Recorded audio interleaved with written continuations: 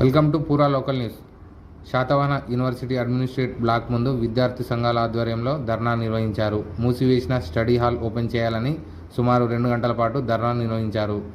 ఈ సందర్భంగా ఎస్ఎఫ్ఐ జిల్లా అధ్యక్షుడు కాంపెల్లి అరవింద్, యూనివర్సిటీ విద్యార్థి వెంకటేష్ రోహిత్ మాట్లాడుతూ శాతవాహన యూనివర్సిటీలోని మెయిన్ స్టడీ హాల్ను యథావిధిగా తెరవాలని డిమాండ్ చేశారు. విద్యార్థులు రోజు ఉదయం క్లాసులైన తర్వాత స్టడీ హాల్కి వెళ్లి చదువుకుందామంటే నిబంధనలు పెట్టడంతో విద్యార్థులు మానసిక ధైర్యాన్ని కోల్పోతున్నారని, ఉద్యోగాలకు ప్రిపేర్ అవుతున్న విద్యార్థులకు సౌకర్యవంతంగా చదువుకోవడం ఇబ్బందిగా ఉండడంతో విద్యార్థులు చాలా ఇబ్బందులకు గురవుతున్నారని అన్నారు.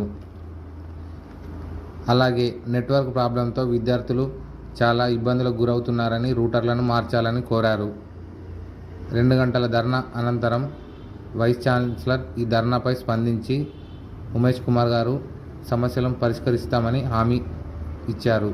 దీంతో విద్యార్థి సంఘాలు ధర్నాను విరమించారు.